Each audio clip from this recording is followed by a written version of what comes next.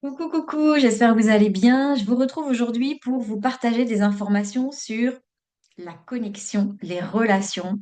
Alors, pas forcément les relations de couple, hein, mais qu'est-ce qui se passe quand deux personnes se rencontrent? Qu'est-ce qui se passe?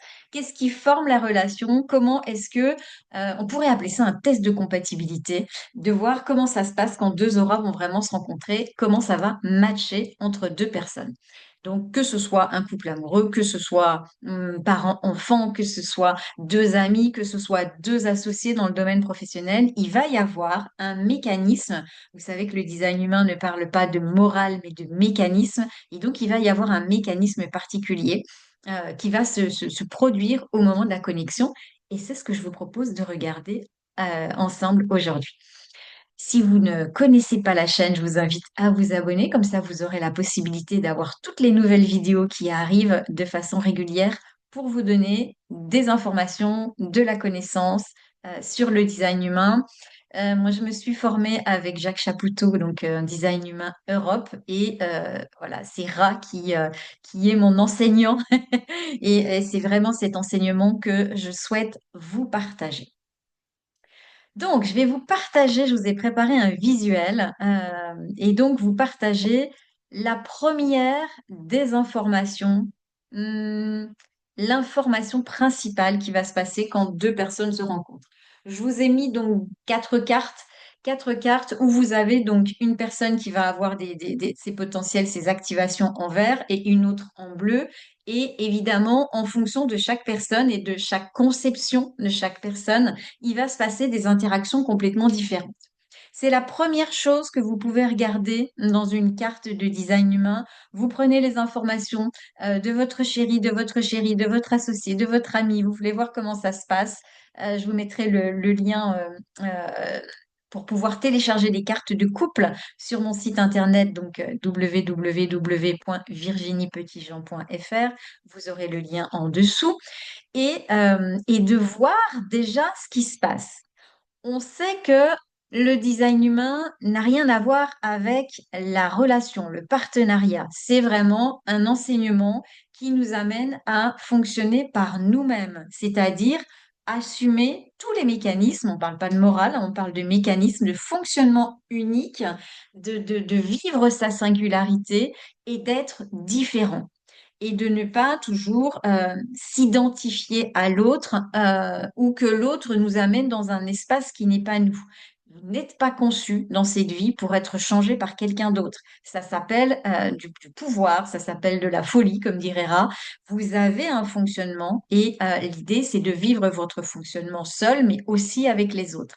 Et évidemment, quand on regarde notre carte de design humain, si vous avez votre carte, il y a des choses qui sont colorées et puis il y a des choses qui ne le sont pas. Donc, comment ça se passe? Ce qui est coloré, c'est ce que vous allez diffuser vers l'extérieur, OK? Et ce que vous avez de blanc, c'est un petit peu votre récepteur, ce que vous allez absorber de l'extérieur. Donc, vous allez, c'est un petit peu votre salle de classe, vous allez apprendre en fonction des différentes énergies qui ne sont pas présentes dans votre carte. Vous allez forcément les vivre aussi, hein. C'est pas un centre blanc, c'est pas un centre qui est vide, c'est pas un centre qui est défectueux. C'est un centre qui va nous permettre de pouvoir apprendre à travers l'énergie de l'autre ou des transits, mais là, en l'occurrence, on va vraiment se concentrer sur la relation. Et donc, l'autre a son propre fonctionnement, vous, vous avez le vôtre. Et l'idée, c'est que chacun, à l'intérieur de la relation, puisse continuer à vivre son propre fonctionnement sans se laisser embarquer voilà, ou chercher à changer pour être accepté de l'autre, pour être aimé de l'autre. Non, ça, c'est complètement paradoxal par rapport à l'enseignement du design humain. C'est comment vivre en tant que vous-même, seul et avec les autres. Et donc de comprendre cette interaction de ce que vous allez diffuser et de ce que vous allez recevoir. Quand vous prenez deux cartes, vous allez donc les juxtaposer et on va avoir donc quatre schémas, modèles de schémas avec un chiffre ou deux chiffres qui vont être résumés sur votre carte. Et donc 9 plus 0, 8 plus 1, 7 plus 2, 6 plus 3. Qu'est-ce que ça veut dire? Vous regardez le nombre de centres. Vous voyez 9 plus 0, ben, ça veut dire que quand on met les deux cartes ensemble, on a 9 centres qui sont activés. 8 plus 1, ben on a 8 centres activés et puis un centre qui est blanc. 7 plus 2, vous l'aurez compris, on a 7 centres qui sont activés, définis, et 2 qui restent non définis. Et puis, on a la même chose avec le 6 plus 3, 6 centres et 3 centres non définis. Qu'est-ce que ça veut dire? Ça va amener une énorme différence. Encore une fois, c'est évidemment pas la seule, hein. Vous savez qu'on a des structures énergétiques qui sont complexes, mais déjà ça va amener une différence en termes de connexion. Ça veut dire que quand on a un centre ou une juxtaposition de centres qui est à 9, 0, la thématique s'appelle, j'aurais pu vous le noter, s'appelle nulle part où aller. Pourquoi? Parce que là, il n'y a aucun moyen de pouvoir recevoir l'énergie de l'extérieur. Il n'y a pas de récepteur. Tout est bloqué, tout est verrouillé, tout est défini. Ce qui fait que quand on entre dans une relation et qu'on se trouve dans une relation en 9 plus 0, vous vivez complètement vous deux. Et il n'y a pas la capacité de pouvoir, j'allais dire, accepter l'autre, inviter l'autre dans cette relation. C'est vraiment, alors voilà, il y a toujours deux façons, hein. Soit on entre de façon correcte, soit bah, on est conditionné parce qu'on est attiré et identifié parce que ce qui n'est pas nous, comme toujours. Et donc, une 9 plus 0, c'est vraiment, il n'y a que vous deux qui comptez. C'est vraiment la relation exclusive. Pas de potes, juste vous deux. Hum, une relation très fermée. Parce que, en gros, on pourrait voir que là, il y a une fenêtre, hein, par laquelle on peut s'échapper quand ça va pas. Là, il n'y a rien.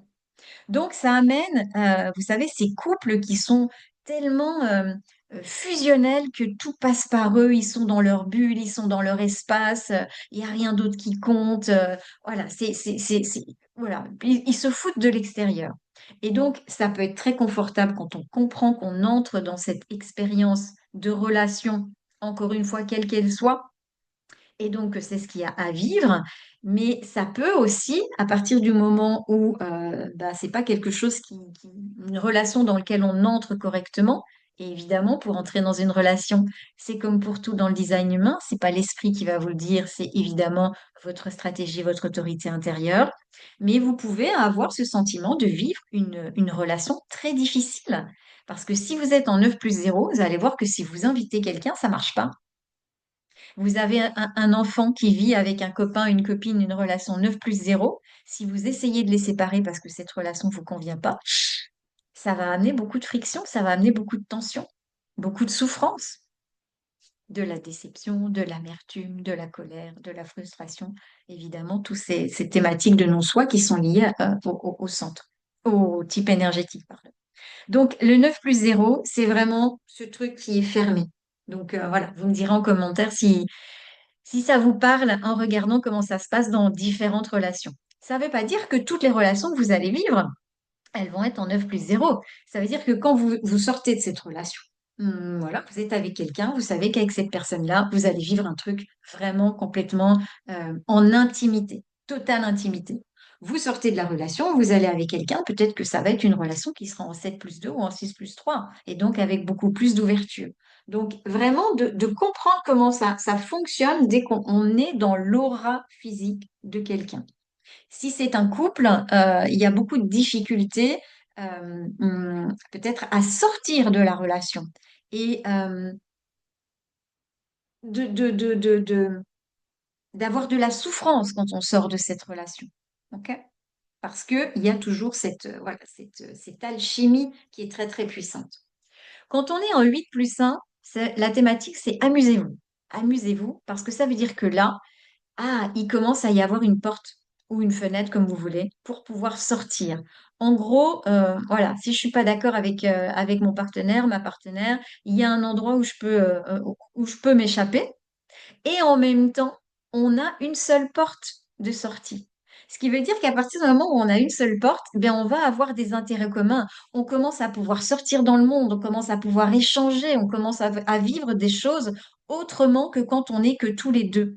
On est ouvert au monde. Et en fait, on sort par la même la même ouverture, on a cet espace, cette porte qui nous fait aller vers le monde. Et comme c'est le même centre, ben, évidemment, ça va nous amener à avoir tout un domaine d'intérêt commun. Alors là, dans l'exemple, c'est le centre splénique. Mhm. Vous prenez la thématique du centre.